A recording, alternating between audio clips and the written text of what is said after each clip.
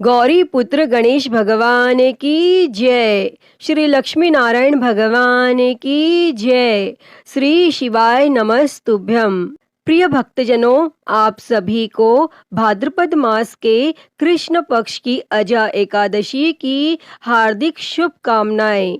श्री लक्ष्मी नारायण जी की कृपा आप और आपके समस्त परिवार पर सदैव बनी रहे। भक्तजनों, आज भाद्रपद मास की कृष्ण पक्ष की एकादशी तिथि है और इस एकादशी को अजा एकादशी के नाम से जाना जाता है और कुछ स्थानों पर इसे अजा ग्यारस भी कहते हैं। यह एकादशी सभी प्रकार के सुखों और अश्वमेघ यज्ञ के बराबर फलों को देने वाली मानी जाती है। प्रिय भक्तजनों, आज हम इस वीडियो में अजा एकादशी की बड़ी ही दुर्लभ कथा को सुनेंगे। आज के दिन एकादशी माता और अजा एकादशी की पवित्र कथा को सुनने से मनुष्यों के सभी पाप और संकट कट जाते हैं और मनोकामनाओं की पूर्ति होती है तथा वैकुंठ की प्राप्ति होती है। तो आप सभी भक्तजन बड़ी ही श्रद्धा, ध्यान पूर्वक और प्रसन्नचित मन से भगवान श्री लक्ष्मी नारायण जी के चरणों का ध्यान करते हुए इस पावन कथा को सुनिए। तो सभी प्रेम से बोलिए, श्री लक्ष्मी नारायण भगवान की जय।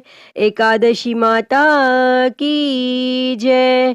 सर्व देवी देवता की जय। एक समय राजा युधिष्ठिर ने भगवान श्री कृष्ण से कहा, हे पुंडरीकाक्ष, मैंने श्रावण शुक्ल एकादशी अर्थात पुत्रदा एकादशी का सविस्तार वर्णन सुना।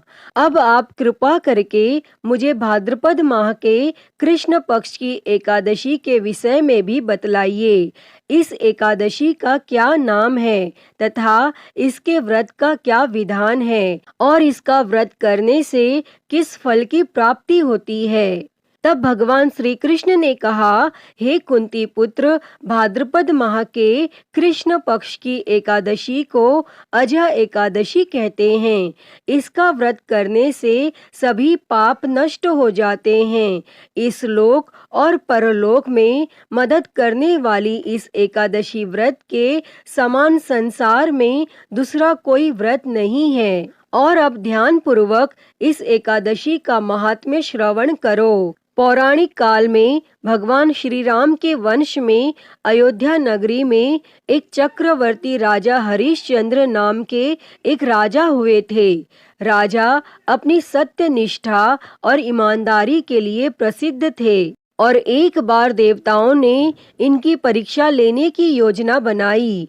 तब राजा ने स्वप्न में देखा कि ऋषि विश्वामित्र को उन्होंने अपना राजपाट दान कर दिया है और तब सुबह विश्वामित्र वास्तव में उनके द्वार पर आकर कहने लगे, तुमने स्वप्न में मुझे अपना राज्य दान कर दिया। तब राजा ने सत्यनिष्ठ व्रत का पालन करते हुए संपूर्ण राज्य विश्वामित्र को सौंप दिया और दान के लिए दक्षिणा चुकाने हेतु राजा हरिश्चंद्र को पूर्व जन्म के कर्म फल के कारण पत्नी, बेटा एवं खुद को बेचना पड़ा। और तब राजा हरिश्चंद्र को एक डोम ने खरीद लिया जो शमशान भूमि में लोगों के दाह संस्कार का काम करवाता था और स्वयं वह एक चांडाल का दास बन गया। उसने उस चांडाल के यहाँ कफन लेने का काम किया, किंतु राजा हरिश्चंद्र ने इस आपत्ति के काम में भी सत्य का साथ नहीं छोड़ा और जब इसी प्रकार उसे कई वर्ष बीत गए तो उसे अपने इस नीच कर्म पर बड़ा दुख हुआ और वह इससे मुक्त होने का उपाय खोजने लगा और वह सदैव इसी चिंता में रहने लगा कि मैं क्या करूं, किस प्रकार इस नीच कर्म से मुक्ति पाऊं। और एक बार की बात है, वह इसी चिंता में बैठा था कि गौतम ऋषि उसके पास पहुँचे। तब राजा हरिश्चंद्र ने उन्हें प्रणाम किया और अपनी दुख भरी कथा सुनाने लगे। तब राजा हरिश्चंद्र की दुख भरी कहानी सुनकर महर्षि गौतम भी अत्यंत दुखी हुए और उन्होंने राजा से कहा, हे राजन, भादो माह के कृष्ण पक्ष की एकादशी का नाम अजा है। तुम उस एकादशी का विधान पूर्वक व्रत करो तथा रात्रि को जागरण करो, इससे तुम्हारे सभी पाप नष्ट हो जाएंगे। और तब महर्षि गौतम इतना कहकर आलोप हो गए और अजा नाम की एकादशी आने पर राजा हरिश्चंद्र ने महर्षि के कहे अनुसार विधान पूर्वक उपवास तथा रात्रि जागरण किया और इस व्रत के प्रभाव से राजा के सभी पाप नष्ट हो गए और उस समय स्वर्ग में नगाड़े बजने लगे तथा पुष्पों की वर्षा होने लगी और उन्होंने अपने सामने ब्रह्मा, विष्णु, महेश तथा देवेंद्र आदि देवताओं को खड़ा पाया। उन्होंने अपने मृतक पुत्र को जीवित तथा अपनी पत्नी को राजसी वस्त्र तथा आभूषणों से परिपूर्ण देखा और व्रत के प्रभाव से राजा को पुनः अपने राज्य की प्राप्ति हुई। और वास्तव में एक ऋषि ने राजा की परीक्षा लेने के लिए यह सब कौतुक किया था, परंतु अजा एकादशी के व्रत के प्रभाव से ऋषि द्वारा रची गई सारी माया समाप्त हो गई और अंत समय में हरिश्चंद्र अपने परिवार सहित स्वर्ग लोक को गए। तब भगवान श्री कृष्ण बोले, हे राजन, यह सब अजा एकादशी के व्रत का प्रभाव था। जो मनुष्य इस उपवास को विधान पूर्वक करते हैं तथा रात्रि जागरण करते हैं, उनके सभी पाप नष्ट हो जाते हैं और अंत में वे स्वर्ग को प्राप्त करते हैं। और इस एकादशी व्रत की कथा के श्रवण मात्र से ही अश्वमेघ यज्ञ के फल की प्राप्ति हो जाती है। और इस कथा का सार यह है कि मनुष्य को भगवान के प्रति पूर्ण श्रद्धा रखनी चाहिए और जटिल परिस्थितियों में भी जो मनुष्य सत्य का मार्ग नहीं छोड़ते, वे अंत में स्वर्ग को जाते हैं।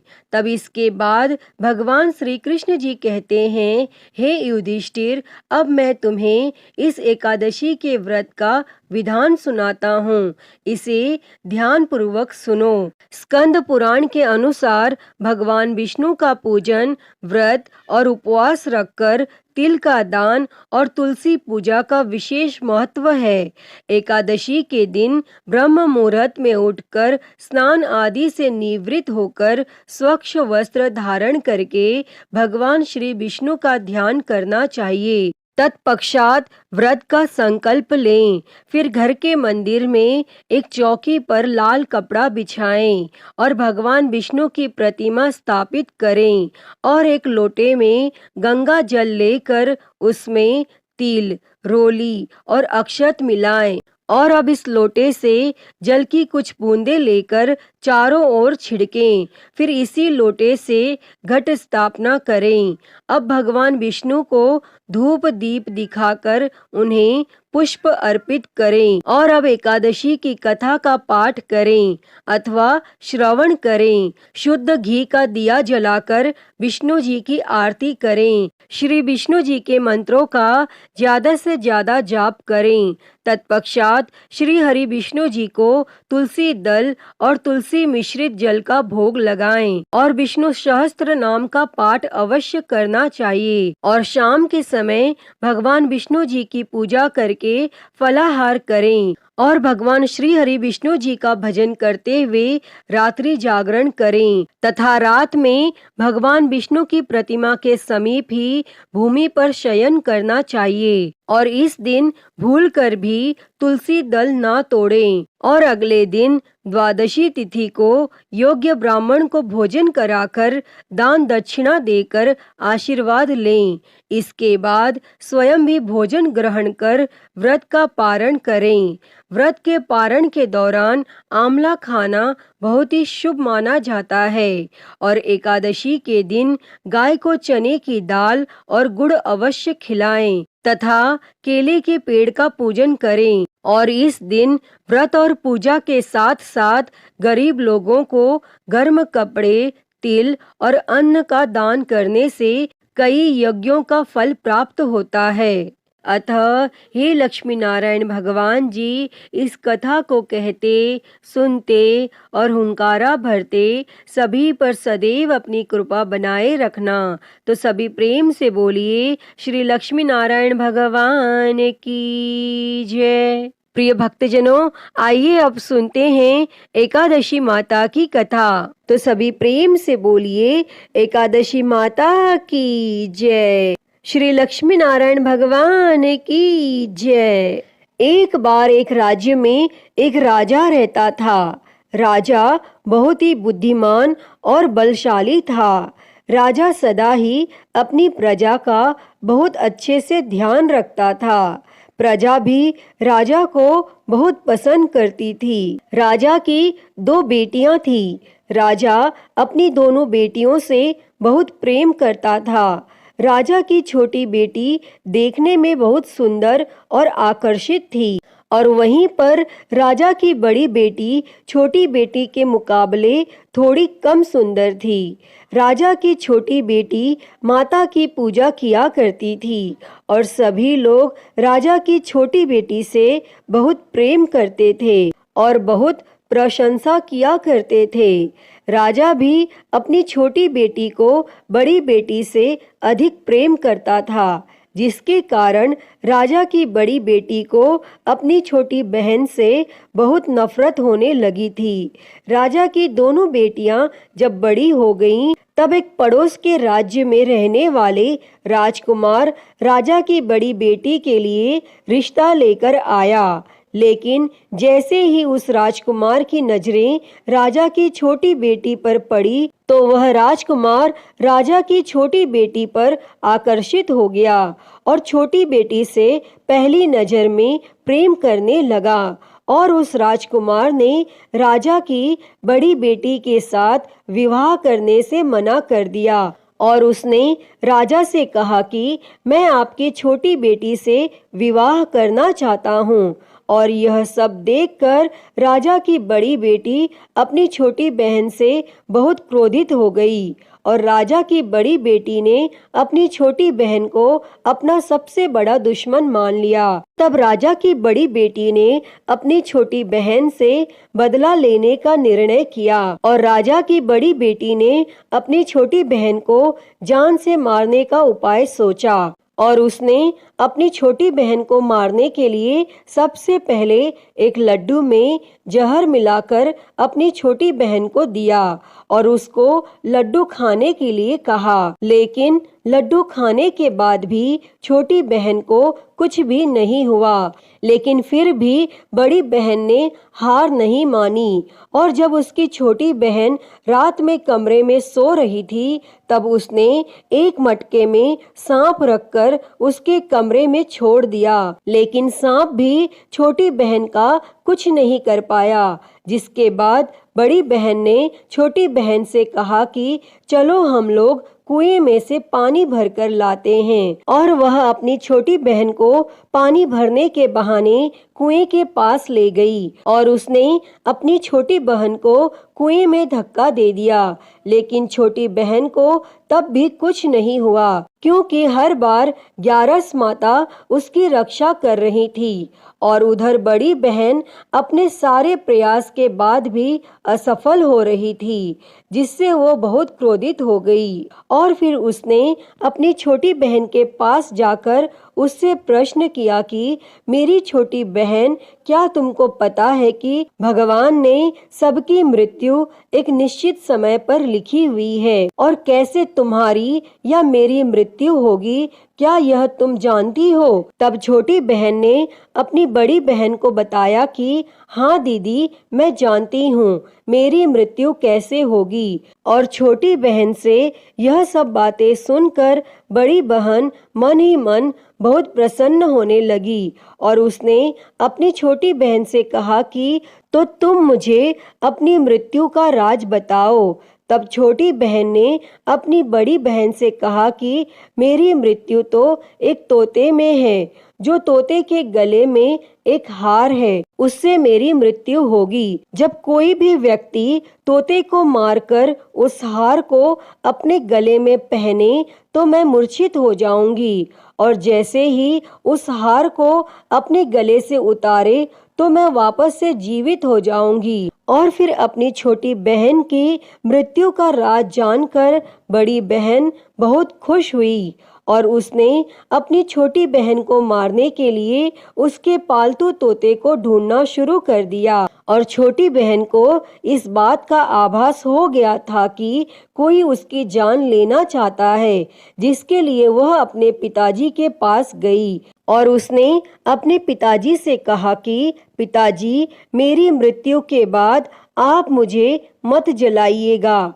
आप मुझे अपनी पुरानी वाली हवेली में एक पलंग में लेटाकर छोड़ दीजिएगा। तब अपनी छोटी लड़की की यह बातें सुनकर राजा बहुत आश्चर्यचकित हो गया और राजा ने अपनी छोटी बेटी से पूछा कि बेटी, तुम यह क्या कह रही हो? तब राजा की छोटी बेटी ने बताया कि पिताजी, समय किसी के लिए नहीं रुकता, क्या कब किसको हो जाए इसका किसी को कुछ नहीं पता।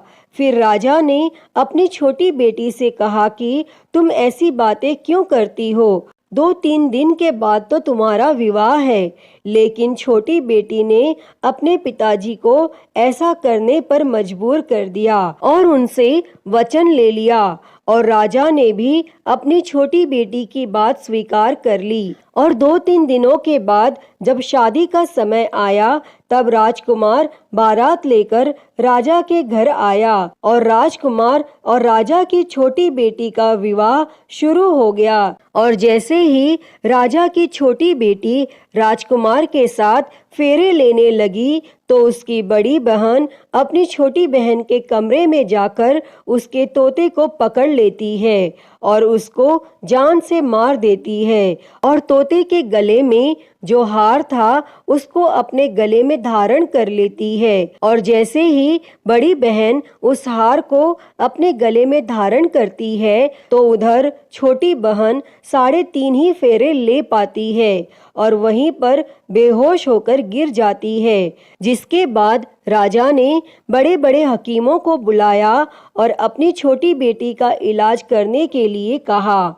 और राजा की बात सुनकर जब वैद्य ने छोटी बेटी को देखा तो राजा को बताया कि आपकी छोटी बेटी ना तो जीवित है और ना मरी हुई, ऐसा मैं पहली बार देख रहा हूँ। तब राजा ने वैद्य और हकीम को यह बात बाहर बताने से मना कर दिया और उनको कहा कि अगर तुमने यह बात किसी को बाहर बताई तो हम तुमको फांसी दे देंगे। और राजा ने अपनी छोटी बेटी को पुराने महल में जाकर एक पलंग में लेटा दिया और वहां पर कुछ सैनिकों को तैनात कर दिया। इसके बाद राजा वापस अपने महल पर आ गया और राजा की बड़ी बेटी अपने पिताजी के पास आई और कहने लगी कि पिताजी, अगर यह शादी संपन्न नहीं हुई तो आपकी इज्जत का क्या होगा? आप कहें तो मैं आपकी इज्जत बचाने के लिए राजकुमार से शादी करने के लिए तैयार हूँ।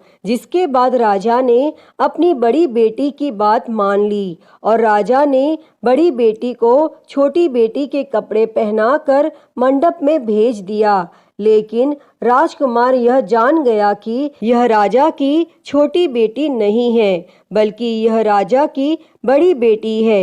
लेकिन जब राजकुमार ने शादी करने से मना किया तो सभी लोगों ने राजकुमार को बेवश करके राजा की बड़ी बेटी से बचे हुए फेरों को संपन्न करा दिया और विवाह संपन्न हुआ। जिसके बाद राजकुमार राजा की बड़ी बेटी को अपने महल में ले गया और विवाह होने के बाद राजकुमार उससे ना तो बात करता था, ना उसे पसंद करता था और ना ही उसके आसपास भटकता था। और राजकुमार ने यह फैसला लिया था कि वह अपनी प्रेमिका को ढूंढ कर रहेगा और यह जान कर रहेगा कि उसके साथ क्या हुआ है। एक दिन राजकुमार अपने घोड़े पर सवार होकर राजा के पुराने महल के पास पहुंचा, जहां पर उसने कुछ सैनिकों को देखा। महल के पास पहुंचकर राजकुमार ने जब महल को ध्यान से देखा तो वह समझ गया कि यह तो हमारे ससुर जी का ही महल है। तब राजकुमार ने सैनिकों से पूछा कि तुम लोग यहाँ क्या कर रहे हो और इस महल के अंदर उस पलंग में कौन लेटा है। जिसके बाद सैनिकों ने बताया कि यहाँ पर राजा की छोटी बेटी लेटी है। और यह सुनकर राजकुमार बहुत प्रसन्न हो गया और वह तुरंत अपनी प्रेमिका के पास पहुंच गया और उसकी सेवा करने लगा।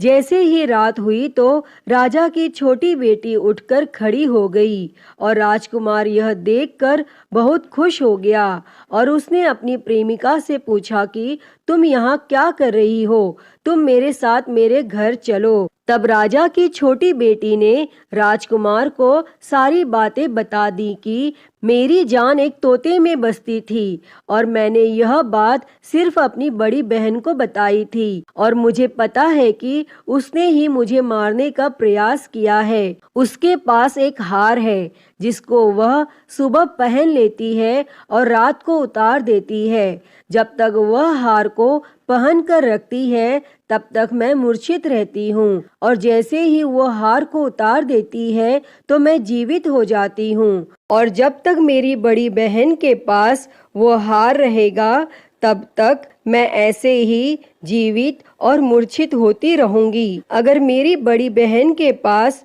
जो हार है वो मेरे हाथ लग जाए तो मैं हमेशा के लिए जीवित हो जाऊंगी। तब राजकुमार यह सब बातें सुनकर राजा की छोटी बेटी के पास रहने का निर्णय ले लेता है और उसने अपने बचे हुए सारे फेरे उस पलंग में लेटी हुई राजा की छोटी बेटी के साथ ले लिए और अपना विवाह पूर्ण कर लिया और वहीं पर वह रहने लगा। और देखते ही देखते कुछ समय में राजा की छोटी बेटी और राजकुमार की पत्नी गर्भवती हो गई और एक दिन राजकुमार को किसी काम से बाहर जाना पड़ा। तब छोटी बहन के पेट में बहुत तेज से दर्द होने लगा, जिसके बाद उसने माता का आह्वान किया, जिसके बाद वहां माता प्रकट हुई और उन्होंने अपने भक्त के दर्द को दूर किया और एक पुत्र की प्राप्ति करवाई। तब वहीं पर अचानक से राजकुमार भी आ गया। राजकुमार ने ग्यारस माता को देखा तो वह आश्चर्यचकित हो गया और उसने तुरंत ग्यारस माता को प्रणाम किया और ग्यारस माता ने राजकुमार से कहा, जब तुम्हारा पुत्र 5 वर्ष का हो जाए तो तुम आकर अपनी पत्नी का हार इसके गले में डाल देना। और देखते ही देखते राजकुमार और राजा की छोटी बेटी का पुत्र 5 वर्ष का हो जाता है। तो राजकुमार अपने बेटे से कहता है कि बेटा, मैं कुछ काम से बाहर जा रहा हूँ, तुम अपनी माता का ध्यान रखना।